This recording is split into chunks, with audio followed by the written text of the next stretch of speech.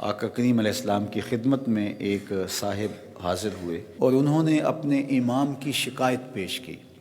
جو لمبی نماز پڑھاتا تھا۔ انہوں نے کہا حضور اگر یہ سلسلہ جاری رہا تو میں جماعت سے نماز نہیں پڑھ پاؤں گا۔ تو آقا کریم علیہ السلام سخت غصے میں آئے، آپ نے ارشاد فرمایا انکم منفرون یعنی الجماعات والامور الاسلامیہ، فرمایا تم لوگوں کو متنفر کر رہے ہو، جماعت سے اور امور دینیہ سے، امور اسلامیہ سے متنفر کر رہے ہو۔ حالانکہ اگر کوئی شخص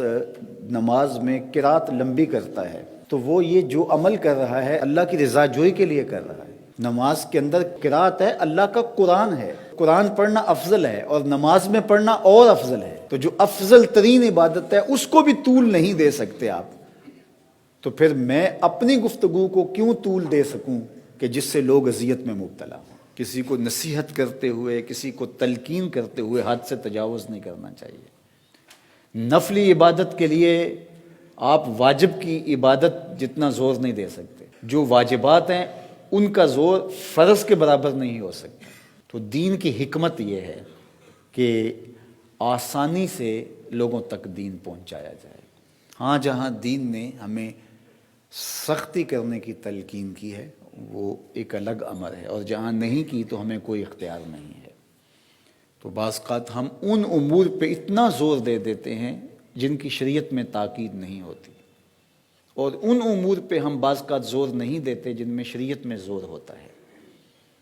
تو یہ پھر ہم اپنی خواہش کو مقدم کر رہے ہوتے ہیں۔ تو اس لیے کسی بھی امر کے اندر تبلیغی امور ہوں، اعمال ہوں، رویے ہوں، گفتگو ہو، طرز معاشرت ہو،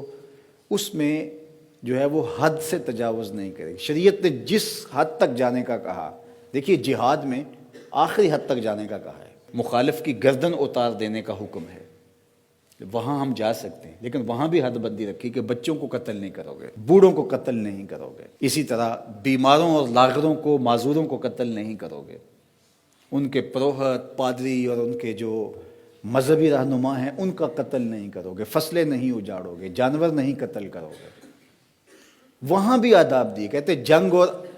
محبت میں کوئی ضابطے نہیں ہوتے، اسلام نے یہاں بھی ضابطے دیے۔ آقا کریم صحابہ کو جنگوں پر روانہ کرتے ہوئے وصیت کیا کرتے تھے، پھر تمہارا بدترین دشمن ہی کیوں نہ ہو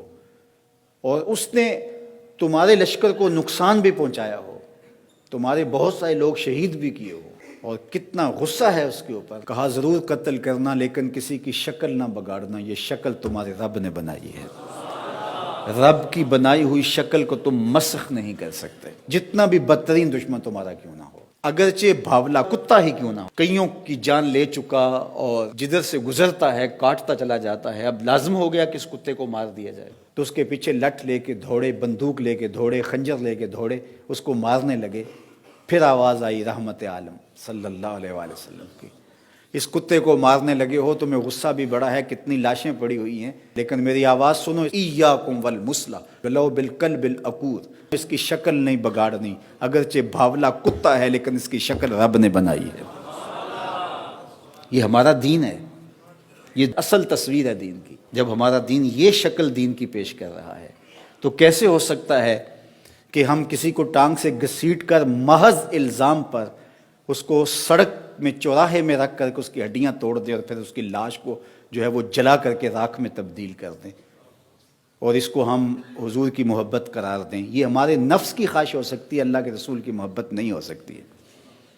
چونکہ جو محب ہوتا ہے وہ محبوب کی بات مانتا ہے۔ تو از خود میں اس بات کا استحقاق نہیں رکھتا کہ میں کوئی چیز طے کروں، جو طے کرے گی وہ شریعت اسلامیہ طے کرے گی۔ تو شریعت جو کہے گی مجھے اس کے تابع ہونا پڑے گا، نہ کہ اپنی خواہشات کے تابع۔